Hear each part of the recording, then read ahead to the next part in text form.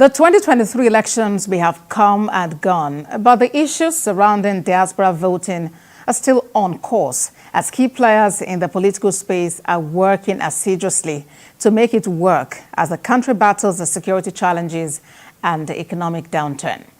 The All Progressives Congress is set to conduct its first elective congress in the United Kingdom. Expression of interest and nomination forms have been submitted by members of the UK chapter of the party. Chairman of the APC UK Interim Committee, Tunde Doherty, joins me now on the program to share the prospect of diaspora voting in the nearest future and how the governing party is tackling security challenges, among others, in Nigeria. Thank you for joining us, Mr. Doherty. Well, talk to us. What is the relevance of this Congress, considering that at the moment, Nigerians in diaspora can't vote? Thank you very much for having me. This Congress is very necessary for the party to fulfill its constitutional promise to its members. If I go through the party constitution, Article number 7, the aims and objective of the party, subsection 2 there says that to organize chapters of the party throughout the Federal Republic of Nigeria and beyond. So when you say beyond, that means outside of the shore of Nigeria. APC has chapters in the diaspora that are well organized, and UK is one of those chapters that is recognized and approved to operate under the party's banner. APC UK has been in existence since 2013, transmitting from legacy parties. And today, APC All Progressive Congress United Kingdom chapter is a registered organization within the company house of the United Kingdom. So it's an established chapter by law, and it follows suit within, it's working within the laws of the land here in the UK and in asymmetry to the party at home in its constitution. So having the party beyond Nigeria says a lot about our party. One, full integration of the diaspora into the Nigerian matrix.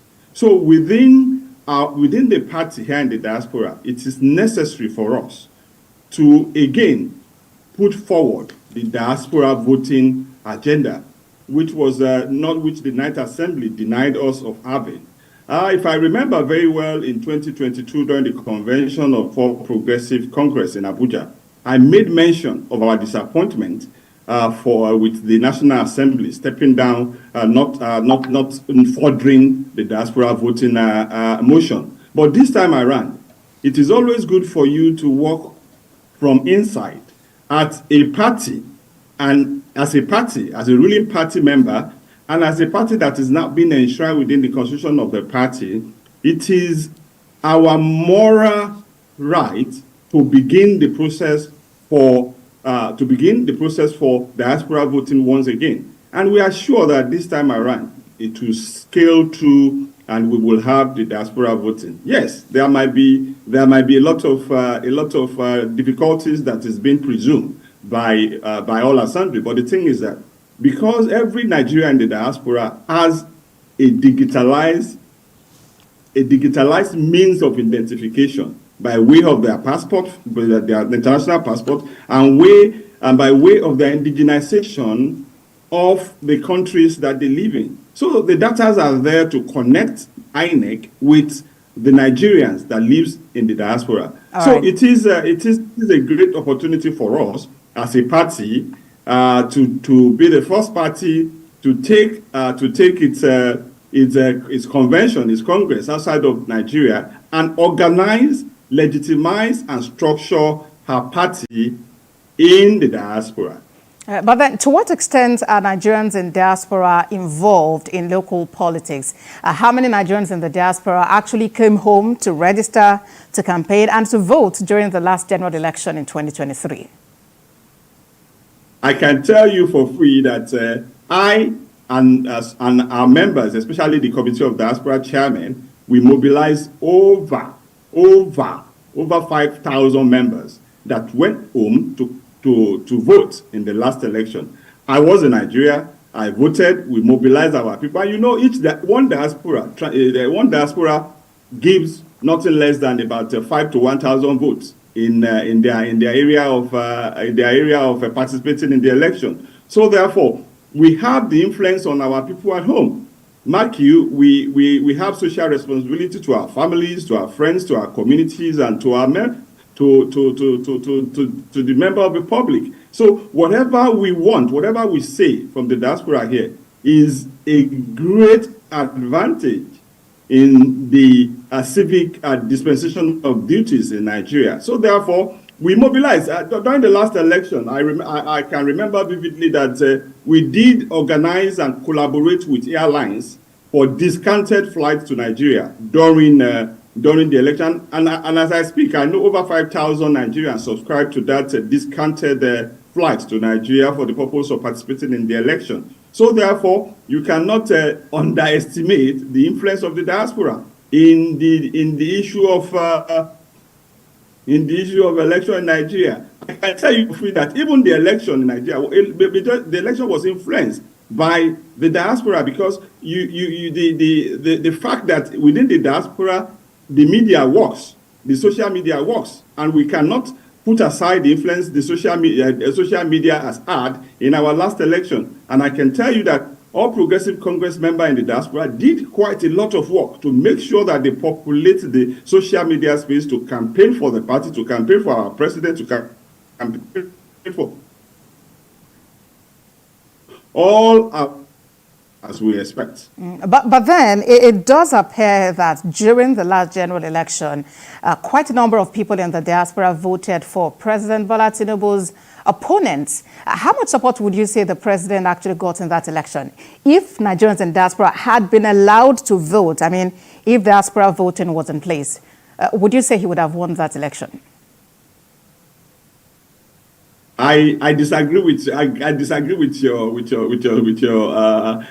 your assertion, because I am very sure that even though you say that they voted against Asiwaju Bola Tinubu, that is not true. We were all in the space. We were all in the media space campaigning for the president.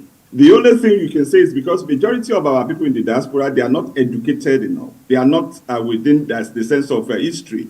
They don't even really know the candidates. So it is just when you bring a dummy, you sell the dummy to them. But we were there to let people know that, look, when we are talking about the change Nigerian deserves, it is no other person than one and our candidate, Asiwaju Bola Tinubu. And we were everywhere. I remember that I was in United Arab Emirates to mobilize. I was in America to mobilize. I was all over there, and my colleagues there too did quite a lot of work there.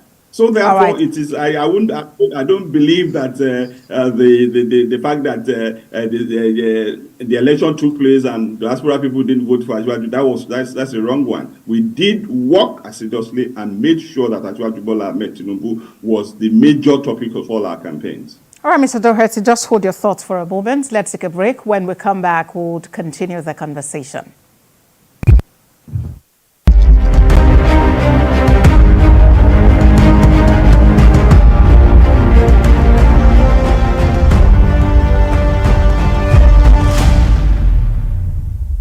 For joining us on the program Beyond 100 Days. I've been speaking with Chairman of the APC UK Interim Committee, Tunde Doherty. All right, talking about this election congress you're hoping to have in the UK, do you have the backing of your party's National Working Committee?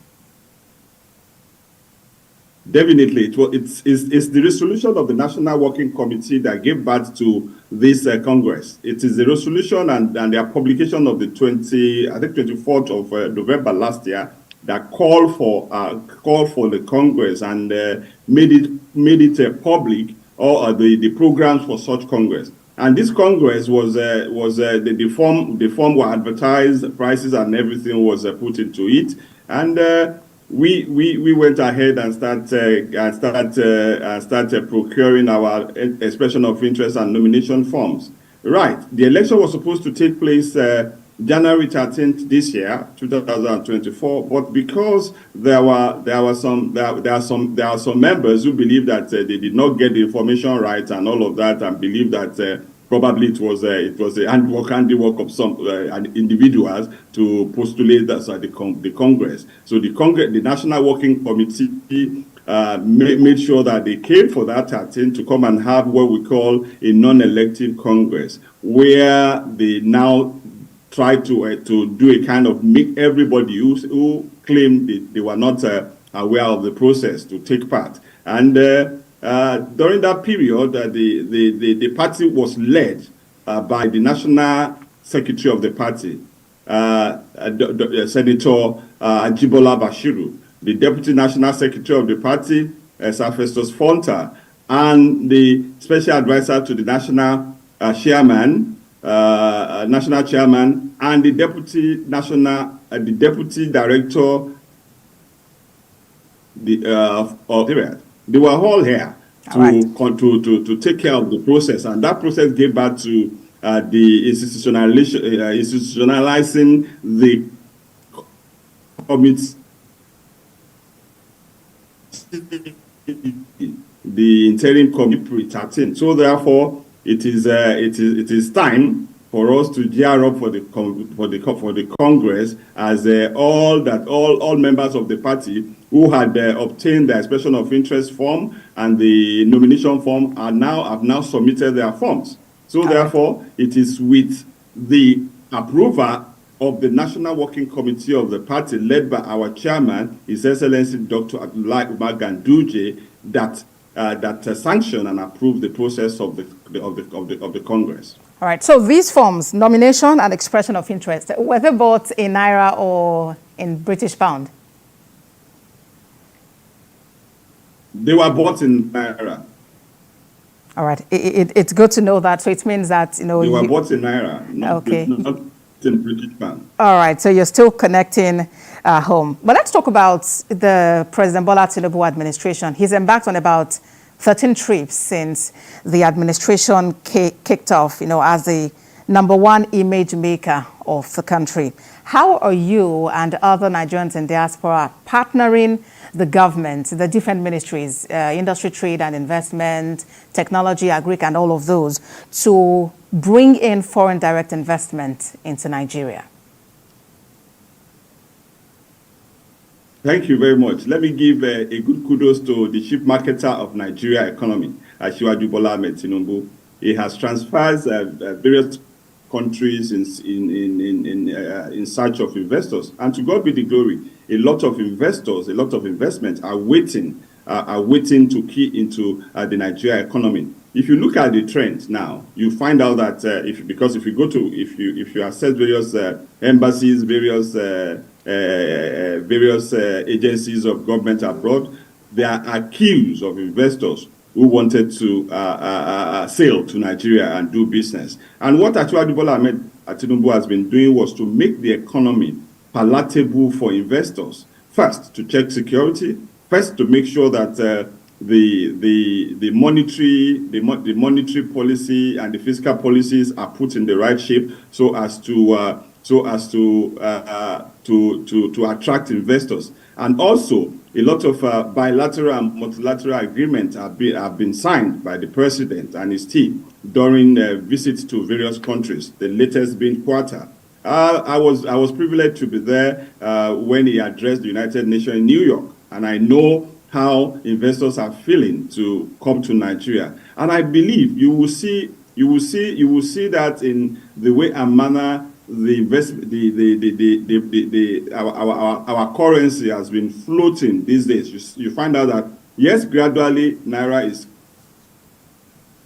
coming up. Naira is coming, and investors are gearing up to come to Nigeria.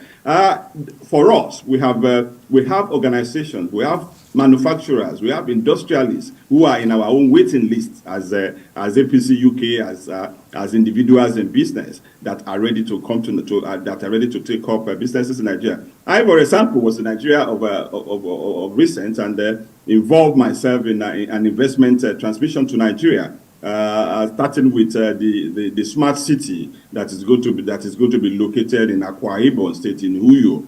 And I can tell you for free that within the next few months, the industry I'm talking about will be launching the first homemade Android phone called Neyu in Nigeria. So those are the influences that we've been having on investment and on businesses, because we live with the business owners, we live with these industries, we live with these manufacturers. Sometimes most of us will have worked across this organization in energy companies, in manufacturing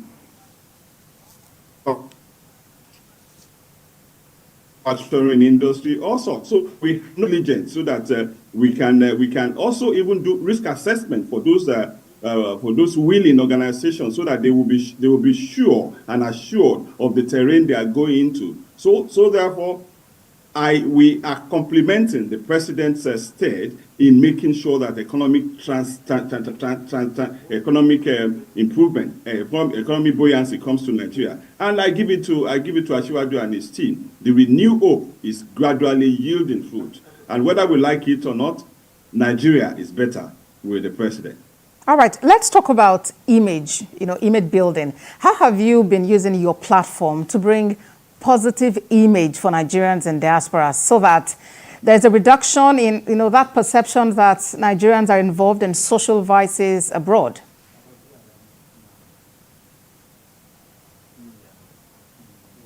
You know, right, that I am a global labor and social change advocate. So when it comes to employment, when it comes to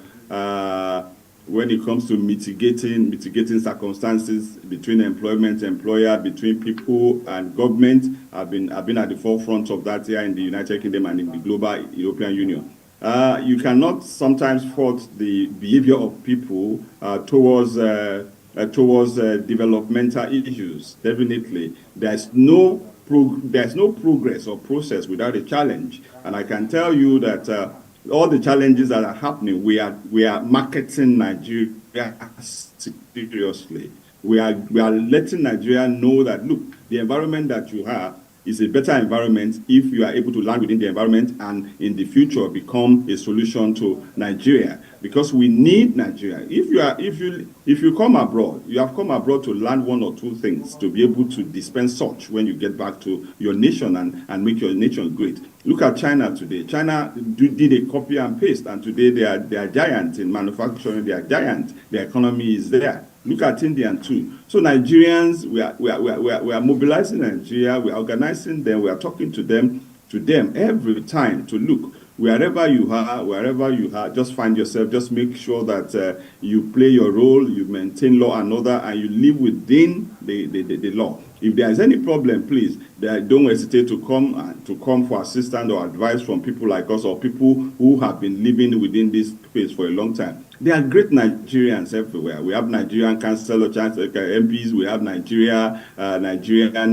mayor, we have Nigerian councillors, we have Nigerian government. We have Nigeria, a majority of Nigeria are hardworking and are performing. The little that you see that is been the media put a hype on, they are not even up to 2% or 1% Nigerian in the diaspora. So therefore, we are really doing everything to do great orientation for Nigerians, especially in this time that you see a lot of Nigeria coming in this era of Japa. You understand? We have organized them. We have tried to let the community that they have welcome them and support them in various needs to guide them to settle. So therefore, we are doing quite a lot to make sure that we give better representation to Nigeria here in the diaspora. I hear Mr. Doherty. And as we end in just 15 seconds, if you may just mention a year, when do you think diaspora voting will become a thing in Nigeria?